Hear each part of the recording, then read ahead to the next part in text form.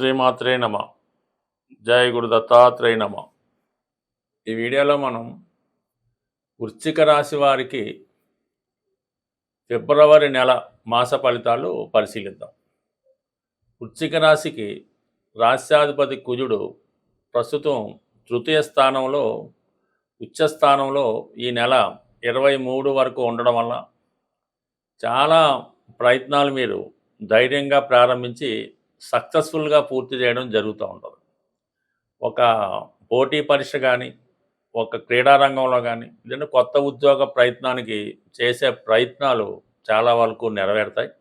అంటే ప్రస్తుతం మీరు చేస్తున్నటువంటి ఉద్యోగం నుంచి అది ప్రమోషన్ రావచ్చు, లేదంటే వేరే ఉద్యోగానికి మారడానికి కూడా ఈ గ్రహస్థితి మీకు అనుకూలంగా ఉంది. ఎందుకంటే అక్కడ దశమాధిపతి రవి కూడా తృతీయ స్థానంలో ఉండి ఉచ్చస్థితి అండ్ కుజగ్రహంతో కలిసి ఉండడం, అంటే మూడో స్థానం అన్నది ఏదైనా ఒక పని ప్రారంభించడానికి అది విజయవంతంగా పూర్తవడానికి మూడవ స్థానంలో ఉన్నటువంటి గ్రహాలు బలంగా ఉన్నప్పుడు ఆ పని విజయవంతంగా పూర్తవడం జరుగుతూ ఉంటుంది.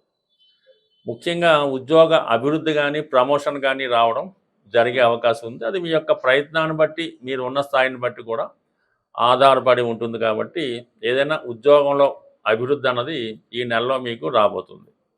ఇక ప్రధానంగా అదే రాశిలో శుక్రుడు, బుధుడు కూడా ఉండడం జరిగింది. సప్తమాధిపతిగా ఉన్నటువంటి శుక్రుడు ప్రస్తుతం తృతీయ స్థానంలో రవితో కలిసి అస్తంగతం అయి ఉన్న కారణంగా వివాహ ప్రయత్నాలు లాంటివి చాలా వరకు ఇబ్బంది పెడుతూ ఉంటాయి. వైవాహిక జీవితంలో స్త్రీలకి అనారోగ్య కారణాల వల్ల వైవాహిక జీవితంలో ఉన్నటువంటి దాంపత్య మాధుర్యాన్ని పొందలేకపోతుంటారు. అలాగే వివాహ ప్రయత్నాలు చాలా వరకు దగ్గరగా వచ్చి మిస్ అవ్వడం జరుగుతూ ఉంటుంది. కొన్ని సందర్భాల్లో ఏదన్నా ఒక దగ్గర సంబంధం లాంటిది అనుకోవడం, లేదంటే ఎవరినైనా ఇష్టపడి వాళ్ళు ఏదో ఒక నిర్ణయానికి రావడం, మళ్ళీ అది పెండింగ్లో ఉండడం జరుగుతూ ఉంటుంది. పూర్తిగా కుదురుతుందా కుదరదా అన్నటువంటి అనిశ్చిత ఏర్పడడం జరుగుతూ ఉంటుంది. ఇక బుధుడు కూడా అదే రాశిలో ఉండడం వల్ల ఇది కొత్తగా ఏదైనా కోర్స్ నేర్చుకునే వాళ్ళకి, కొత్తగా ఏదైనా క్రీడారంగంలో ప్రవేశిద్దాం అనుకున్న వాళ్ళకి, లేదంటే ఏదైనా ఒక కాలేజీలో ప్రవేశిద్దాం అనుకున్న వాళ్ళకి, అంటే ఏదైనా ఒక శిక్షణ లాంటిది టెక్నికల్ కోర్స్ నేర్చుకునే వారికి ఇది అనుకూలంగా ఉండడం జరుగుతూ ఉంటుంది. అయితే ఏంటంటే ఇదే నెల 3వ తారీఖున బుధుడు చతుర్థ స్థానంలోకి మారబోతున్నాడు. అంటే ఇక్కడ బుధుడు ఈ రాశి వారికి అష్టమ లాభాధిపతిగా చతుర్థ స్థానంలోకి రావడం వల్ల ఇల్లు మారాలనే మీ ప్రయత్నం చాలా వరకు నెరవేరుతుంది.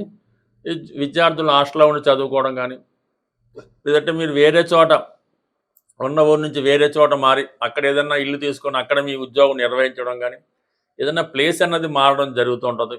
చాలా కాలంగా ఏదైనా ఒక వస్తువు కానీ, ఒక వాహనం కానీ, ఒక ఇల్లు కానీ అమ్మాలనుకునే మీ ప్రయత్నం కూడా చాలా వరకు నెరవేరుతుంది. అది మనం అనుకున్న దానికన్నా ఎక్కువ ధర వచ్చి మీరు మీ స్థిరాస్తిని అమ్మే ప్రయత్నం చాలా వరకు నెరవేరుతూ ఉంటుంది. ఇదే సమయంలో మళ్ళీ మీరు వేరొక చోట స్థిరాస్తి కొనడానికి కూడా ఈ నెల చివరిలో కారణం అవడం జరుగుతూ ఉంటుంది. ఇక ప్రధానంగా శుక్రుడు కూడా ఈ నెల 5వ తారీఖున చతుర్థ స్థానంలోకి ప్రవేశించడం వల్ల వాహన సౌఖ్యం కలుగుతుంది, స్త్రీలాభం కలుగుతుంది. గృహంలో బంధువులంతా విజిట్ చేస్తూ ఉంటారు. ఏదో ఒక శుభకార్యం నిమిత్తం బంధువులంతా ఒక చోట కలుసుకొని ఒక నిర్ణయానికి రావడం జరుగుతుంటుంది. ప్రధానంగా మీరు వ్యక్తిగతంగా మీకు కానీ, మీ కుటుంబంలో ఒకరికి కానీ వివాహానికి ఎవరు సిద్ధంగా ఉంటే వారికి చేసే వివాహ ప్రయత్నాల్లో కొన్ని సంప్రదింపులు జరిగిన తర్వాత వివాహ విషయంలో ఫైనల్ అవ్వడానికి కూడా అవకాశం అది కంపల్సరీగా ఉండే అవకాశం ఉంది. బట్ ఏదైనా 2 సంబంధాలు ఒకేసారి రావడం వల్ల ఏదో ఒకటి కన్ఫర్మ్ చేసుకొని అది నిర్ణయించుకోవడం ఈ నెలలో జరిగే అవకాశం ఉన్నది. దాని తర్వాత రవి ఈ నెల 12వ తారీఖున చతుర్థ స్థానంలోకి మారడం, అలాగే కుజుడు కూడా నెలాఖరులో మారడం వల్ల ఏదైనా ఒక స్థిరాస్తి సంబంధించిన వ్యవహారంలో సెటిల్మెంట్లు పూర్తవుతాయి. ఏదైనా స్థిరాస్తి కొనాలనే మీ ఆలోచన కూడా తప్పకుండా నెరవేరుతూ ఉంటుంది. బట్ ఏదైనా ఆర్థిక విషయాల్లో చాలా వరకు ఇదివరకు ఉన్నటువంటి సమస్యలు సాల్వ్ అవుతాయి. అయితే వచ్చిన ధనాన్ని మీరు వేరే విధంగా కాకుండా స్థిరంగా ఒక దాని మీద పెట్టుబడి పెడితే మంచిది తప్ప ఏదో పేకాట, స్పెక్యులేషను, జోదం, షేర్ మార్కెట్, బెట్టింగ్లు అయితే మొత్తం పోగొట్టుకునే అవకాశం ఉంటుంది. బట్ ఏదైనా మీరు ఈ సమయంలో తీసుకునే నిర్ణయం పైనే మీ యొక్క ఉద్యోగ భవిష్యత్తు, అలాగే స్థిరాస్తికి సంబంధించినటువంటి ఫ్యూచరు ఆధారపడి ఉంటుంది.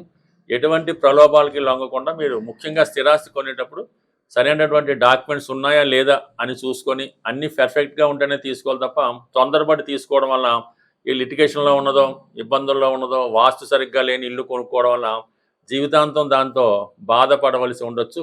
ఈ ఫిబ్రవరి నెల మనకి పౌర్ణమితో ప్రారంభమవుతుంది. అంటే 1వ తారీఖునే మాఘమాసం పౌర్ణమితో ప్రారంభమవుతుంది కాబట్టి ఎవరైతే రుణ సమస్యలు ఆర్థిక సమస్యలతో ఉన్నారో వారు ఈ సమస్యల నుంచి బయటపడడానికి ఈ రాబోయే 15 రోజులు చాలా కీలకంగా మారడం జరుగుతూ ఉంది. అందువలన ఏంటంటే మీరు ఈ రాబోయే 15 రోజుల్లో అంటే రేపు మాఘమాసం మళ్ళీ చివరికి వచ్చే అమావాస్య లోపల ఏదైనా ఒక పుణ్యనది స్నానాన్ని ఆచరించవలసి ఉంటుంది. సో దానివల్ల ఒకటి, దాని తర్వాత ఏంటంటే ఈ నెల అంటే ఫిబ్రవరి 5వ తారీఖున సంకటహర చతుర్థి రాబోతుంది.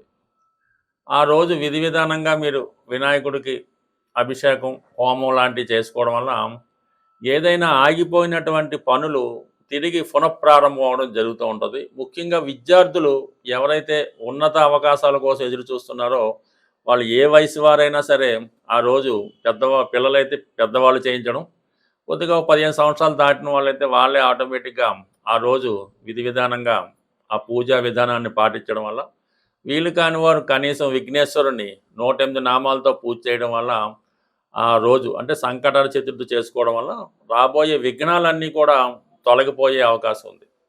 ఎస్పెషల్లీ ఈ 14వ తారీఖు 2వ నెలలో మరి వస్తున్నటువంటి శని త్రయోదశి, ఇది చాలా ఇంపార్టెంట్ అయినది, చాలా పవిత్రమైనది. ఆ శని త్రయోదశి రోజు అంటే మాకు ఏలినాడు శని, అష్టమ శని, అర్ధాష్టమి ఇవన్నీ కూడా పక్కన పెట్టండి. ప్రతి ఒక్కరూ ఎవరైతే జాతక చక్రాన్ని, జ్యోతిష్యాన్ని, నవగ్రహాల్ని నమ్ముతారో వారి విధి విధానంగా ఆ 14వ తారీఖు వచ్చినటువంటి మాస శని త్రయోదశి నాడు చక్కగా మరి నవగ్రహాల్లో అన్ని గ్రహాలకి పూజ చేసి ప్రత్యేకంగా శని భగవానుడికి తైలాభిషేకం చేయడం, తర్వాత మళ్ళా మంచినీటితో అభిషేకం చేసి విధి విధానంగా అక్కడ ఉన్నటువంటి ఆచార ప్రకారం పూజాది కార్యక్రమాలు పూజ చేసుకొని అదే శనివారం రోజు ఏదైనా శివాలయంలో అభిషేకం చేయించుకొని తిరిగి ఆ రోజంతా కూడా చాలా నియమంగా ఉండవలసి ఉంటుందన్నమాట. ఆయిల్తో చేసిన పదార్థాలు తినకూడదు. ఆ రోజు ఒక్కరోజు భూసైన కింద పడుకోవాల్సి ఉంటుంది.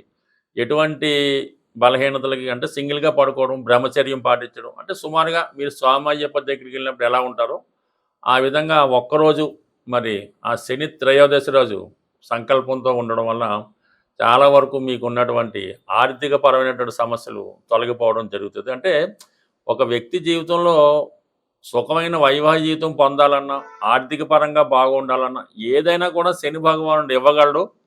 దాన్ని మిమ్మల్ని మార్చగలిగే శక్తి ఉంటుంది కాబట్టి ముందుగా మీరు ఈ సంకల్పంతో శని త్రయోదశి చేయడం. ఇక అలాగే మనకి 15వ తారీఖున వచ్చినటువంటి మహాశివరాత్రి. ఆ మహాశివరాత్రి రోజు విధి విధానంగా మీరు ఏదైనా ఒక పుణ్యక్షేత్రంలో స్వామిని దర్శించుకోవడం వల్ల సంవత్సరం మొత్తం మీరు మరి శివుని దర్శించుకునే పుణ్యం దక్కుతుంది కాబట్టి ఆ మహాశివరాత్రి పర్వదినాన్ని కూడా మీ యొక్క ఆచారం ప్రకారం స్వామిని దర్శించుకొని ఆ రోజు కూడా నియమంగా ఉండడం వల్ల చాలా వరకు అంటే మాఘమాసంలో చేసిన పుణ్యకార్యం అనేక రెట్లు ఫలితాన్ని ఇవ్వడం జరుగుతుంటుంది. కాబట్టి కనీసం ఈ 15 రోజులు అంటే పౌర్ణమి నుంచి మళ్ళీ వచ్చే అమావాస్య దాకా విధి విధానంగా వీలైతే ప్రతిరోజు విష్ణు సహస్రనామాన్ని పారాయణ చేయడం కానీ, ఏదైనా విష్ణుమూర్తి దేవాలయాన్ని సందర్శించడం కానీ, వీలైతే గోవిందనామాలు పారాయణం చేయడం వల్ల కానీ 15 రోజుల్లో ఒక్కసారైనా మీరు పుణ్యనది స్నానం చేయడం వల్ల సంపూర్ణంగా మీ యొక్క సమస్యలు పరిష్కారం అవడం జరుగుతుంది. స్వస్తి.